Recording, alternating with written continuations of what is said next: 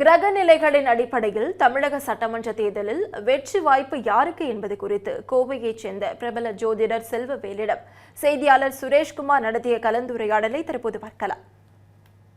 2026 சட்டமன்ற தேர்தலுக்கான வாக்குப்பதிவு நிறைவடைஞ்சிருச்சு. இந்த சூழ்நிலையில் சர்வேக்கள் மூலமாகவும் வாக்குப்பதிவான சதவீதம் மூலமாகவும் யார் ஆட்சி அமைக்கப் போகிறார் என்ற பல கருத்து கணிப்புகள் வெளியே வந்த வண்ணம் இருக்கின்றன. இருந்தாலும் ஜோதிட முறையில் யாருக்கு அதிக வாய்ப்பு இருக்குது அப்படின்னு நம்மிடையே பேசுவதற்காக கோவையைச் சேர்ந்த பிரபல ஜோதிடர் செல்வவேல் இருக்கிறார். அவரிடம் கேட்கலாம். சார் வணக்கம். ஜோதிட முறையில் யாருக்கு வாய்ப்பு இருக்குது சார்? உங்கள் அரசியலில் நீங்கள் தொடர்ந்து நீங்கள் வாட்ச் பண்ணிட்டு வந்திருப்பீங்க. அவங்களுடைய ஜாதகங்கள் கட்டங்கள் எல்லாத்தையும் நீங்கள் ஆய்வு பண்ணியிருப்பீங்க. அதை வச்சு நீங்கள் யாருக்கு வாய்ப்பு இருக்குதுன்னு நினைக்கிறீங்க? கண்டிப்பாங்க. இப்போ பார்த்தீங்கன்னா இந்த எலெக்ஷன் அப்படிங்கிறது இன்றைக்கி ஒரு மிகப்பெரிய ஒரு எதிர்பார்ப்புக்குரிய எலெக்ஷன். ஏன் அப்படின்னு சொன்னால் ஒரு புதிய நபர் ஒருத்தர் வந்திருக்கிறார். அது இல்லாமல் அவர் எல்லா இளைஞர்களுக்கும் ஒரு ரொம்ப பரிச்சயமான ஒரு நபர், ஒரு நடிகராகவும் இருக்கார். அப்பேற்பட்ட ஒரு நபர் வந்திருக்கிறனால எல்லாருக்கும் ஒரு குழப்ப நிலை இருக்குது, யார் வருவாங்க அப்படின்ட்டு.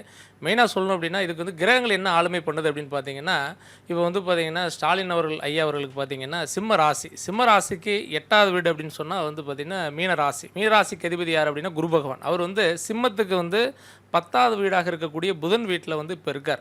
அது கஜகஸ்ரீ யோகம்னு சொல்லக்கூடிய அமைப்பில் இருக்கார். இந்த யோகத்தில் இருக்கக்கூடிய அந்த வீட்டதிபதியாக இருக்கக்கூடிய அமைப்பு யார் அப்படின்னா புத பகவான். புதன் இருக்கக்கூடிய வீடு அப்படின்னு பார்த்தீங்கன்னா மீன ராசியில் நீசம் பெறார். ஆனால் புதனும் குருவும் பரிவர்த்தனை.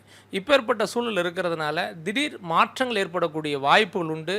இப்போ சனி செவ்வாய் இணைந்த வீடு அப்படின்னு பார்த்தா மீனராசி. கண்டிப்பாக இந்த டைமில் ஒரு பெரிய மாற்றம் இருக்க போது. அது பார்த்தீங்கன்னா டிஎம்கேவுக்கு ஒரு பெரிய மாற்றம் உண்டு. அது மாற்றம் அப்படிங்கிறது என்ன அப்படின்னா அவங்களுக்கான ஒரு பதவி வாய்ப்பு, அடுத்த லெவலுக்கு போகிறதுக்கான வாய்ப்பு தான் இருக்கும். பட் என்ன அப்படின்னா சனி பார்த்தீங்கன்னா 8ல் இருக்கிற அஷ்டமச்சனியாக இருக்கிறதுனால குழப்பங்கள் நிறைந்த சூழல் இருக்குது. சில பதட்டங்கள் கட்டாயமாக டேட்ஸ் வர வரைக்குமே ரொம்ப பதட்டமாக தான் இருக்கும். ஜூனுக்கு மேலே கண்டிப்பாக ஒரு விடிவு காலம் எல்லாருக்கும் பிறக்கும். அது இல்லாமல் மெயினும் பார்த்தீங்கன்னா ஏடிஎம்கேக்கு பார்த்தீங்கன்னா அவங்களுக்கு பார்த்தீங்கன்னா டைரெக்டாக சொல்லணும் அப்படின்னா ரிஷப ராசியில் அவர் பிறந்திருக்கிறார். ஐயா எடப்பாடி ஐயா ரிஷப ராசியில் பிறந்திருக்கார். அந்த வீட்டுக்கு 14வது வீட்டில் தான் சனி செவ்வாய் இருக்காங்க. அதனால் அதிகபட்ச வாய்ப்பு அவருக்கும் ஒரு ஈக்குவலாக இருக்குது. இப்போ எப்படின்னா ஸ்டாலியாவுக்கு எப்படி ஒரு வாய்ப்பு இருக்கோ அதே அளவுக்கு பார்த்தீங்கன்னா எடப்பாடி ஐயாவுக்கு இருக்குது. ஆல்மோஸ்ட் ஏடிஎம்கே அவங்களுடைய கூட்டணிக்கும் இருக்குது. இது இல்லாமல் பார்த்தீங்கன்னா சீமானவர்கள் பார்த்தீங்க அப்படின்னா ஆல்மோஸ்ட் அவர் குழந்தை கொஞ்சம் வளர்ந்து வந்துட்டுருக்காரு. ஏன்னா அவர் தனிச்சையாக இருக்கிறார். பட் கும்பராசி 7 ரச்சினி நிறைய படாத பாடுகள்லாம் நிறைய பட்டுட்டு அவரும் நிறையா போராடிட்டே இருக்கார், ஏதோ ஒரு வகையில் வரணும் அப்படிங்கிற எண்ணத்தில். இப்பேற்பட்ட சூழலில் இந்த டைம் அப்படிங்கிறது அவருக்கு வாய்ப்பு குறைவு தான். சில தொகுதியில் கூட வரதுக்கான வாய்ப்பு இல்லை. ஆனால் பட் என்ன தனிச்சையாக ஓரளவுக்கு ஒரு பெரும்பான்மை இல்லாமல் ஓரளவுக்கு வாக்கு சேதம் வாங்குறதுக்கு வாய்ப்பு உண்டு.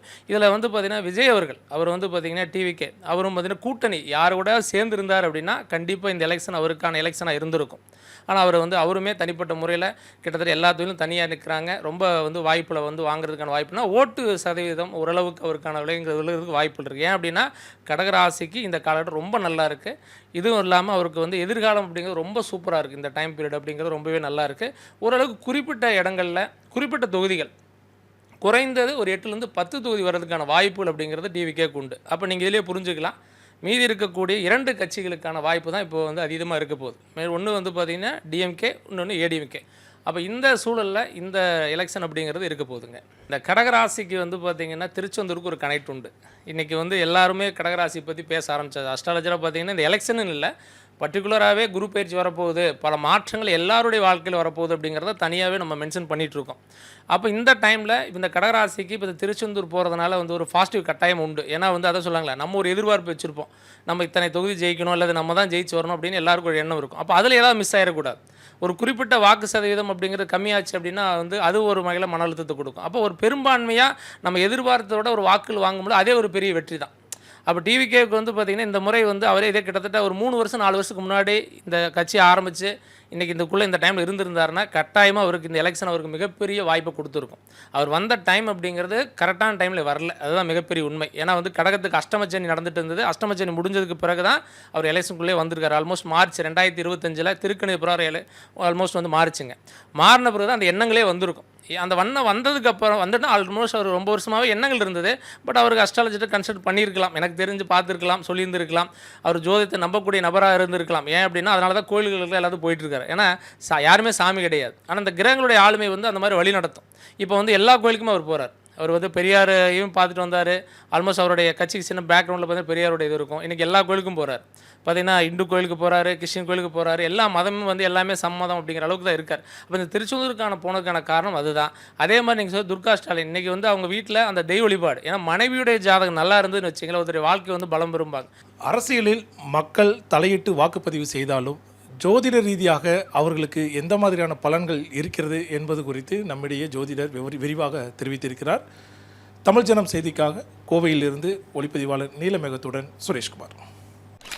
ஃபர்ஸ்ட் கிளாஸ் கல்யாண சாப்பாடு போட்டுட்டேன். அடுத்து என்ன? ஃபர்ஸ்ட் கிளாஸ் கிரகப்பிரவேசம் சாப்பாடு தானே. ஒரு நல்ல அபார்ட்மெண்ட் வாங்கு. அபார்ட்மெண்ட் இல்ல சுவாமி அங்கிள், பிளாட்.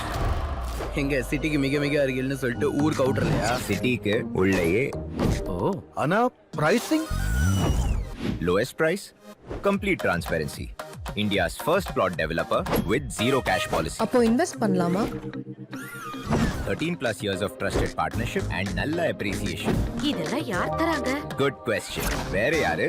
நம்ம G Square தான். 20,000 plus happy customers. 5,000 plus acres delivered. 20 plus cities. G Square. Your home, your dream, your choice. அடுத்தது என்ன? பால் காய்ச்ச வேண்டியதா?